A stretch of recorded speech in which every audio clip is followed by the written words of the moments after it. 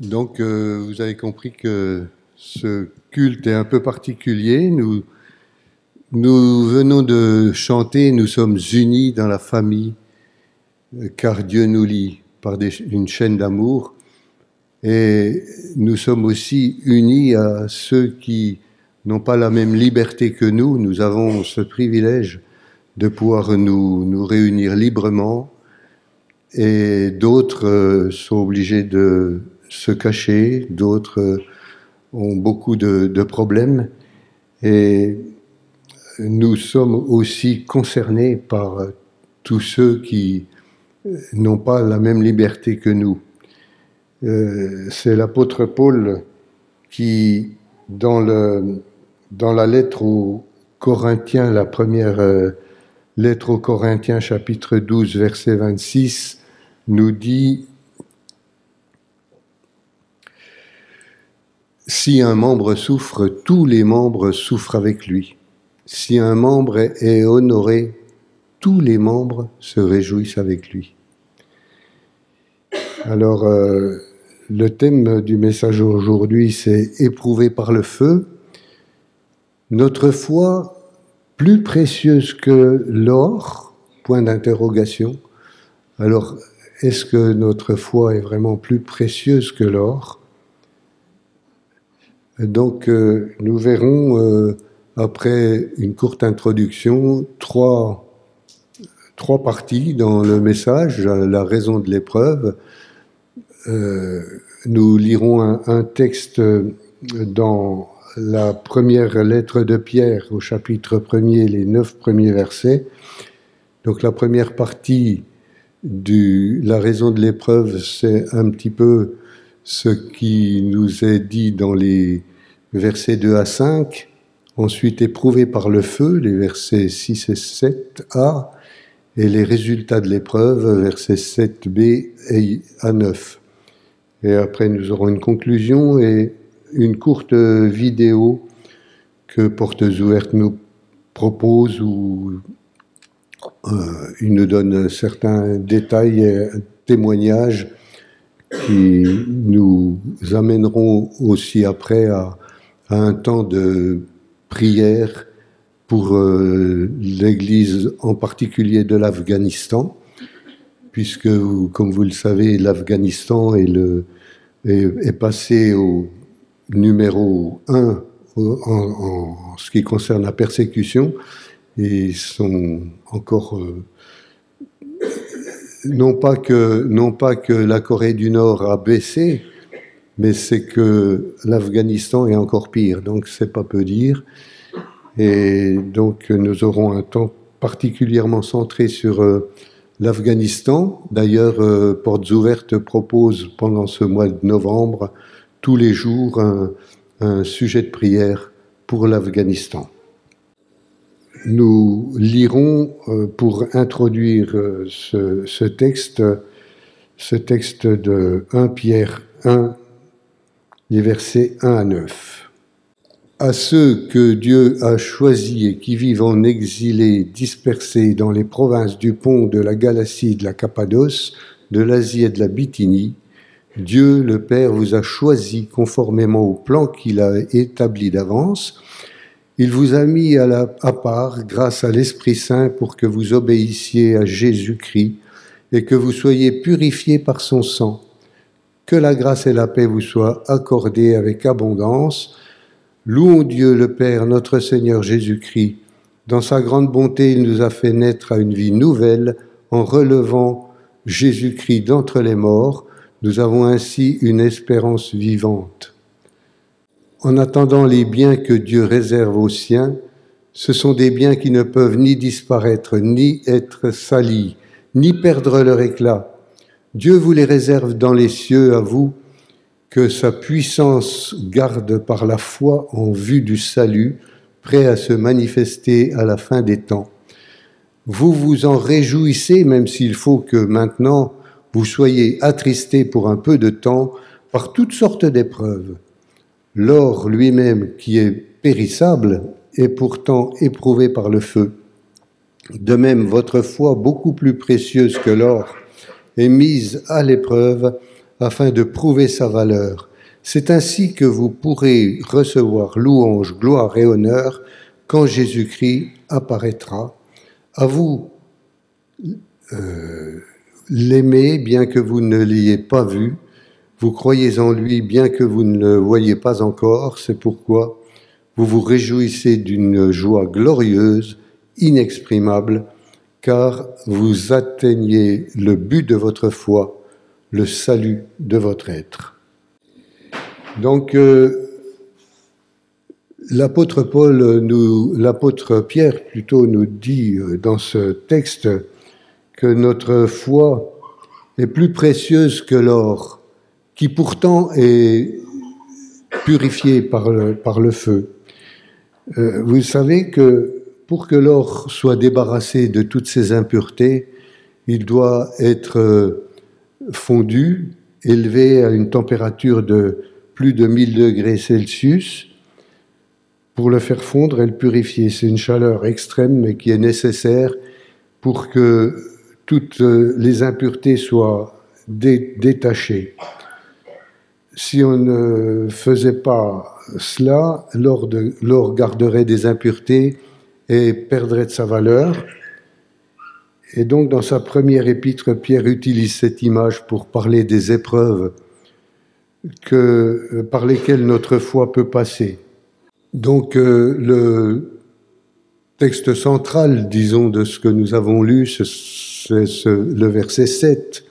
Ainsi, la valeur éprouvée de votre foi, beaucoup plus précieuse que l'or qui est périssable, que l'on soumet pourtant à l'épreuve du feu, aura pour résultat la louange, la gloire et l'honneur lorsque Jésus-Christ apparaîtra.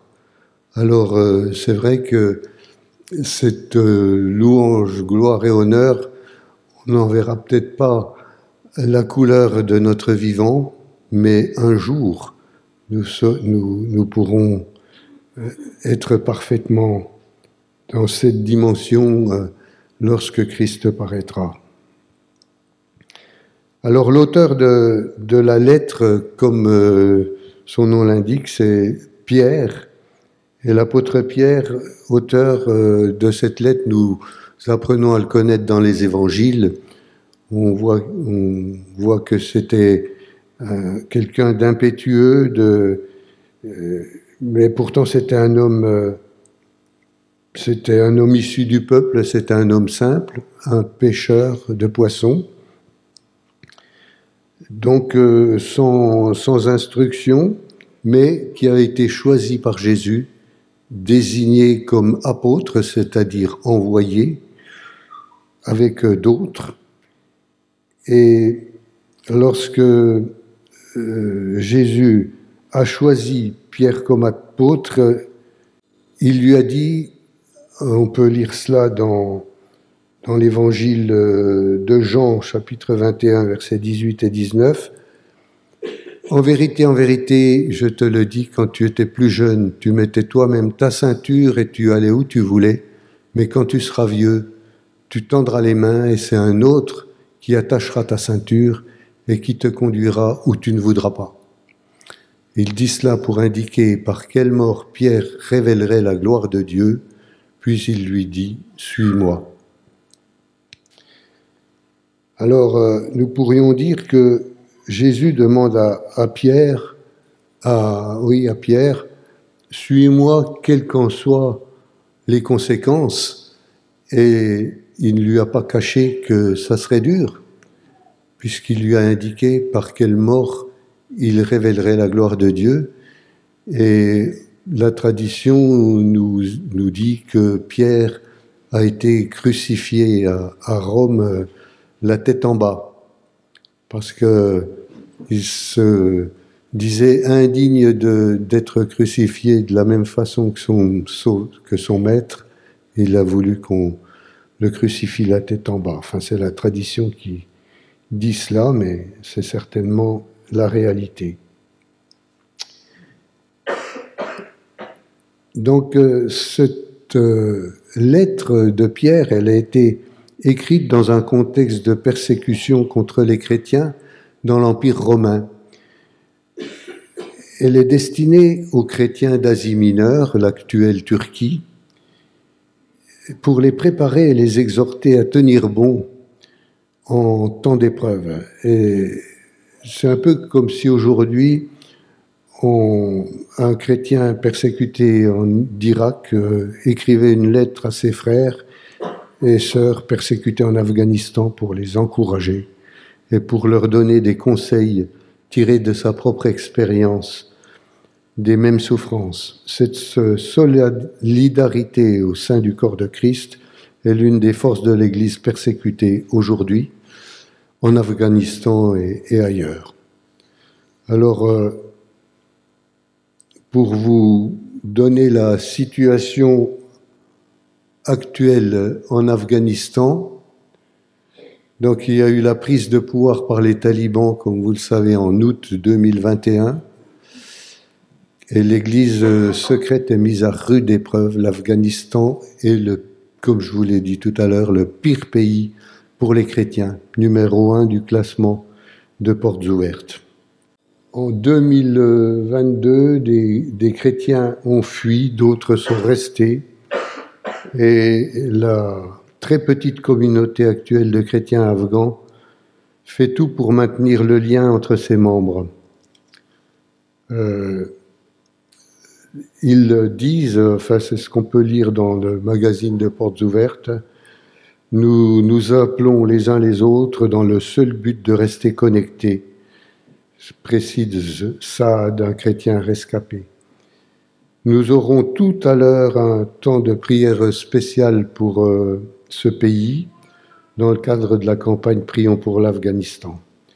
Et nous ferons ça, disons, dans le cadre de la Sainte Seine aussi, parce que nous prendrons aussi la Sainte Seine en communion avec nos frères d'Afghanistan, parce que, comme nous l'avons chanté, nous sommes un dans un lien d'amour, nous sommes unis, et nous devons aussi, nous qui sommes libres, et on ne sait pas si ça va être toujours le cas, parce qu'on voit que les choses évoluent vite, alors ça peut venir aussi pour nous un jour, et c'est important que nous soyons solidaires de ceux qui traversent ces épreuves. Pierre annonce à ses lecteurs que être chrétien, c'est accepter d'être des résidents temporaires sur la terre et que nous serons amenés à subir l'opposition du monde. Suivre le Christ, c'est être prêt à passer par l'épreuve du feu. Alors nous allons développer cette image.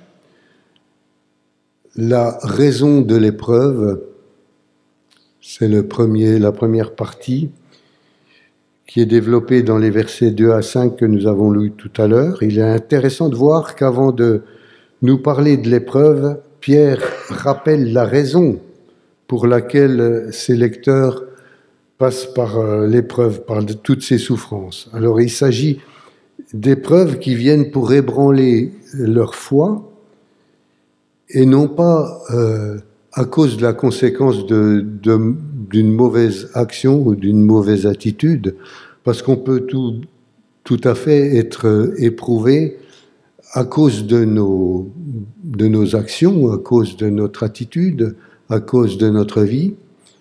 On peut subir les conséquences de l'alcoolisme, on peut subir les conséquences de la drogue, mais ce n'est pas de cela que Pierre parle. Il parle des conséquences de la foi, des conséquences de l'amour qu'on a pour notre Seigneur. Et il dit que si quelqu'un souffre parce qu'il est chrétien, qu'il n'en ait pas honte, au contraire qu'il rende gloire à Dieu dans cette situation.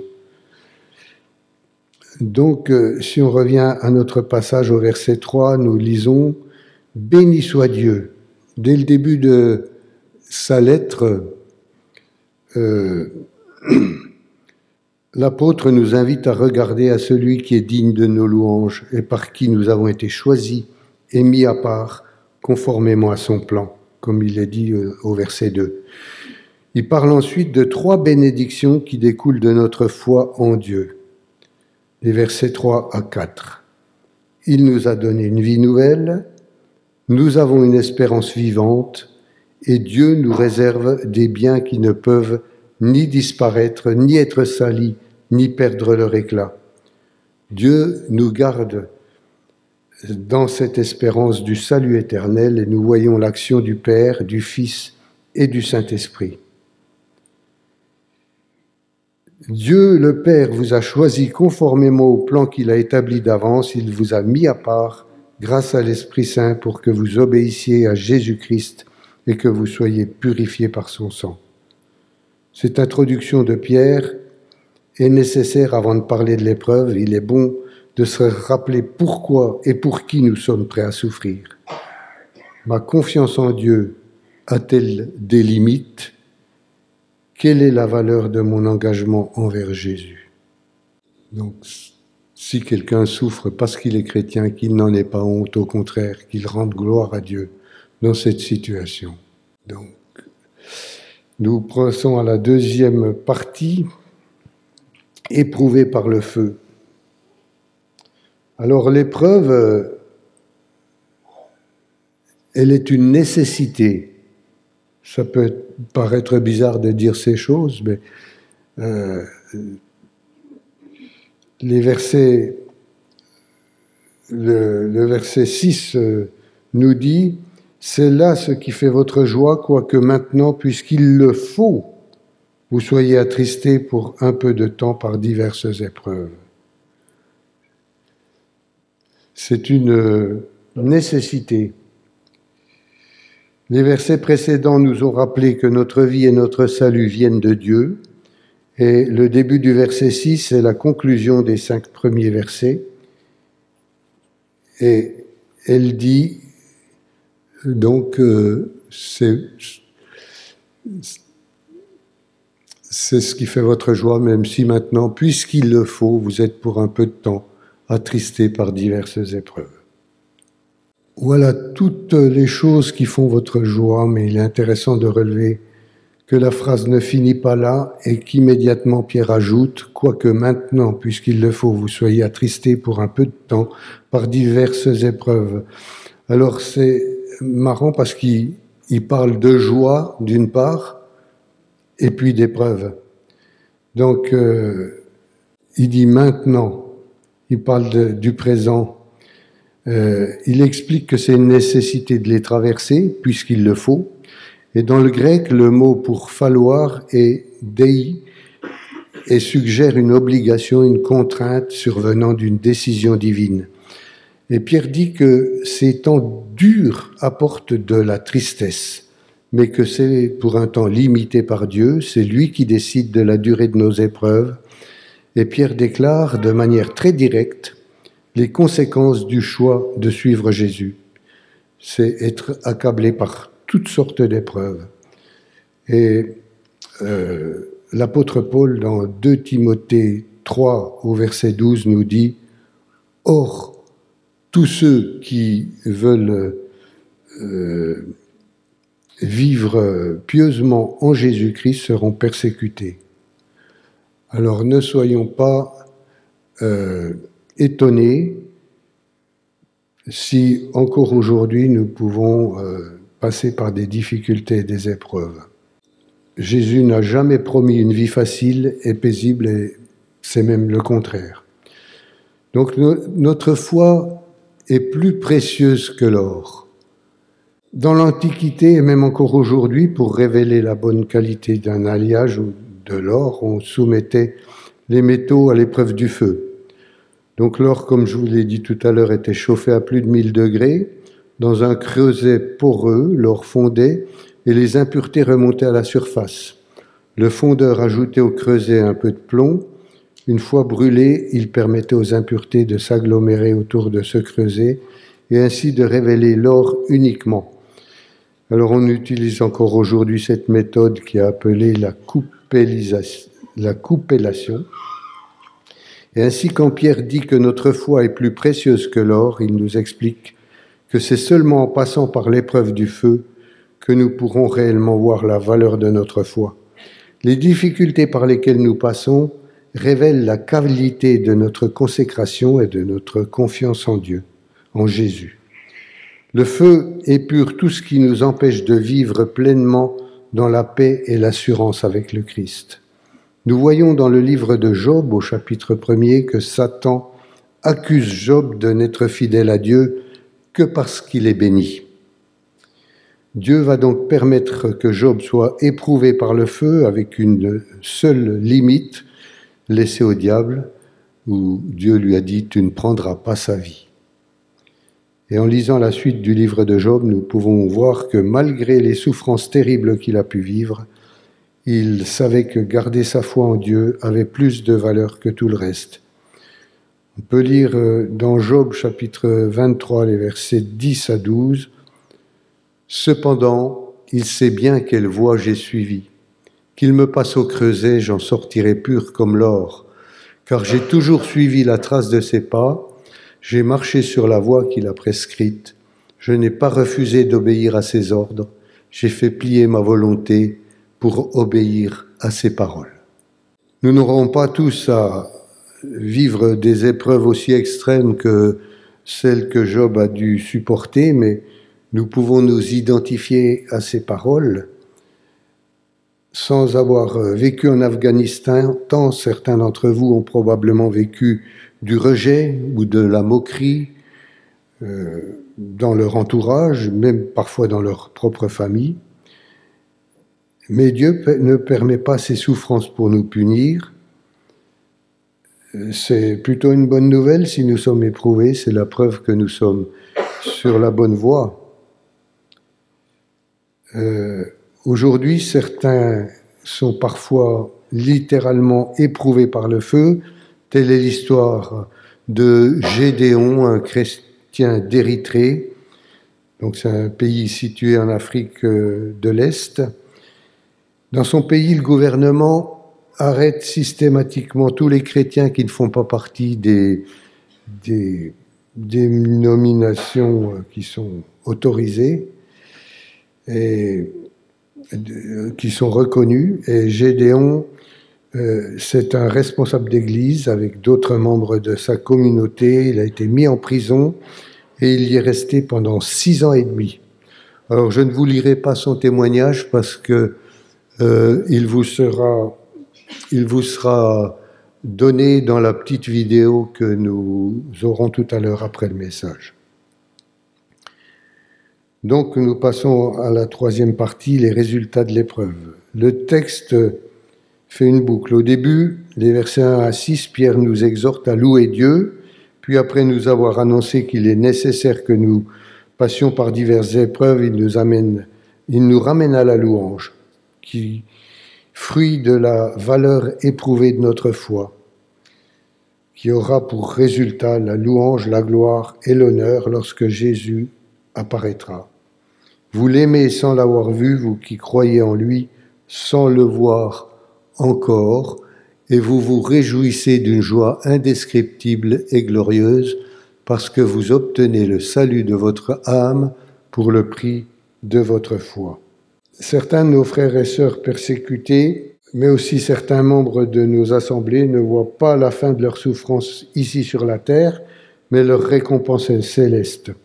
D'autres sortent de la tempête et ils peuvent témoigner du travail que Dieu a accompli en eux grâce au feu des épreuves. Et tel est le témoignage de Rebecca, c'est une chrétienne du Sri Lanka, et je vais vous lire maintenant son témoignage. Ce dimanche de Pâques 2019, Rebecca se trouvait à l'église Zion de Batticaloa, au Sri Lanka. Mais la fête a tourné au cauchemar lorsqu'un terroriste kamikaze portant des explosifs a pénétré dans le bâtiment. 3 églises et des hôtels ont été ciblés simultanément ce jour-là, faisant plus de 250 morts et des centaines de blessés. Rebecca a été brûlée au 3e degré. Sa sœur, son beau-frère et son neveu ont été tués. Malgré cette épreuve terrible, tous ceux qui la côtoient ont constaté que Rebecca fait preuve d'un courage extraordinaire. Voici ce qu'elle déclare. « J'ai tellement de paix dans mon cœur, je sais que Dieu fait tout pour notre bien, parce que je l'ai expérimenté dans ma vie. Rebecca s'est mariée en avril dernier avec le fils d'un pasteur. Elle doit encore subir des opérations chirurgicales. Prions pour sa guérison totale. Les circonstances horribles qu'elle a vécues n'ont pas altéré sa foi en Dieu, au contraire, et sa relation avec son Sauveur s'est encore approfondie. Alors, ce témoignage rejoint ce que nous dit Pierre dans sa lettre. Humainement, il nous paraît impossible de nous réjouir d'une joie complète, comme il dit, d'une joie indescriptible et glorieuse, comme c'est dit au verset 6. Mais au verset 7, nous avons à nouveau le rappel que tout cela est pour Jésus et par Jésus. Si Pierre peut affirmer que l'épreuve a pour résultat la louange et la joie, et si Gédéon et Rebecca l'ont vécu, c'est parce que le Christ leur a donné la force de supporter les flammes et qu'il les a consolés et relevés après leur souffrance. Nous sommes sauvés pour l'éternité, mais nous devons accepter que notre foi puisse être mise à l'épreuve, éprouvée, attristée, mais toujours confiant. Le verset 7 nous affirme que le résultat de l'épreuve du feu est la louange, la gloire et l'honneur. C'est Paul, dans l'Épître aux Romains, qui dit « J'estime que les souffrances du temps présent ne sauraient être comparées à la gloire à venir qui sera révélée pour nous. » Alors attention, certains peuvent faire cette expérience dans leur vie terrestre, mais parfois ils ne voient pas de délivrance vraiment dans leur vie terrestre. Certains sont morts en martyrs, mais un jour, cette gloire, elle sera révélée pour tous ceux qui suivent le Christ fidèlement. Pierre va d'ailleurs continuer d'en parler plus loin dans cette même épître. Il dit « Réjouissez-vous au contraire de la part que vous avez aux souffrances de Christ ». Tout comme Manga, qui est un jeune chrétien du nord-est du Nigeria, nous pouvons nous réjouir dans l'épreuve. Son témoignage, qui est particulièrement dur, je vais vous le lire. Il a été agressé par Boko Haram, ce groupe extrémiste en Afrique, et son père a été tué sous ses yeux. Donc je vous lis son histoire telle qu'il la raconte. Voilà comment ça s'est passé. Ma mère et les plus jeunes enfants étaient dans la maison. Les assaillants nous ont emmenés hors de notre terrain, mon père, mon frère et moi. Après nous avoir attachés les mains dans le dos, ils ont essayé de nous ouvrir la gorge avec un couteau. Ils ont décapité mon père. Ils ont séparé sa tête de son corps. Ils ont ensuite passé à mon frère. Très vite, il a fait semblant d'être mort et ils l'ont laissé. Moi, à cause de la douleur insupportable que je ressentais d'avoir vu mon père décapité, je me suis débattu. Quand ils ont vu que j'avais des coupures un peu partout au niveau du cou, ils ont pensé qu'en quelques instants, j'allais me vider de mon sang et ils sont partis. Dieu a eu pitié de moi. Nous avons vécu ce drame parce que nous sommes chrétiens. Ils essaient de nous avoir à l'usure, de nous tuer, de s'emparer de nos biens. Ils nous ont demandé de renier notre foi, de nous tourner vers l'islam. Notre père a refusé. Pour lui, rien n'avait plus de valeur que vivre pour le Christ, et il croyait que la mort était un gain. Il n'a pas renié tout ça même au moment de sa mort. Il était comme ça, notre père. Les terroristes nous ont alors demandé à mon frère et à moi de renier notre foi et nous avons également refusé. J'ai dit que je ne renierais pas Jésus, que si je devais mourir, ce serait comme mon père, en chrétien. Ils ont répondu, alors on va vous tuer. Mais nous sommes toujours vivants pour attester de la gloire de Dieu. Alors en conclusion,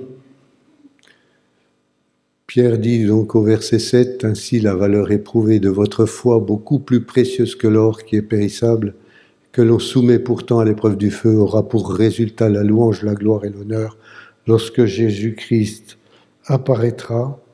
Les différentes exhortations que Pierre donne à ses lecteurs, qui sont des chrétiens persécutés, qui se trouvent en Asie mineure, c'est-à-dire dans l'actuelle Turquie, doivent nous interpeller en tant que disciples de Jésus et surtout nous donner des outils pour faire face aux épreuves et aux persécutions. Tout au long de sa lettre, il les encourage alors à espérer.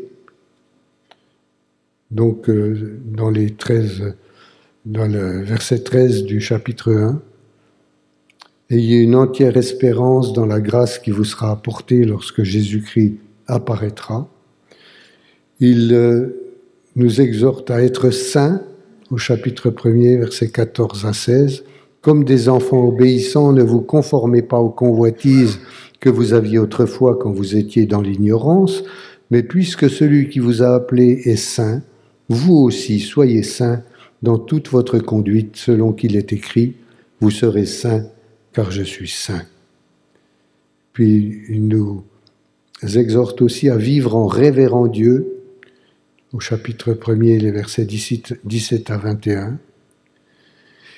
Et puis, dans vos prières, vous appelez Père celui qui juge impartialement tout homme selon ses actes. Par conséquent, pendant tout le temps qui vous reste à passer dans ce monde manifesté par votre manière de vivre, que vous le révérez.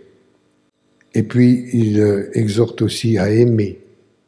Au chapitre 1, versets 22 à 25. « Aimez-vous ardemment les uns les autres de tout votre cœur. » C'est le verset 22. À progresser en se nourrissant de la parole. Au chapitre 2, versets 1 à 3. « Désirez comme des enfants nouveau-nés le lait spirituel et pur, afin que par lui vous croissiez pour le salut. » Il nous exhorte aussi à être des pierres vivantes. Édifiez-vous, et vous-même comme des pierres vivantes, édifiez-vous pour former une maison spirituelle. Chapitre 2, verset 5. À avoir une bonne conduite au milieu des incroyants. Chapitre 2, versets 11 et 12. Ayez au milieu des païens une bonne conduite, afin que là où ils vous calomnient comme si vous étiez des malfaiteurs, ils remarquent vos bonnes œuvres et glorifient Dieu au jour où il les visitera. Il nous exhorte aussi à pratiquer le bien. Car c'est la volonté de Dieu qu'en pratiquant le bien, vous réduisiez au silence les hommes ignorants et insensés. Verset 15 du chapitre 2. Et surtout, il nous exhorte à suivre l'exemple de Jésus-Christ, chapitre 3, les versets 18 à 22. Il dit, Christ aussi a souffert une fois pour les péchés, lui juste pour les injustes. Alors, terminons ce temps avec un passage du chapitre 4 de cette lettre de Pierre, les versets 12 et 13. « Bien-aimés, ne soyez pas surpris comme d'une chose étrange qui vous arrive de la fournaise qui est au milieu de vous pour vous éprouver. Réjouissez-vous au contraire de la part que vous avez aux souffrances de Christ, afin que vous soyez aussi dans la joie et dans l'allégresse lorsque sa gloire apparaîtra. »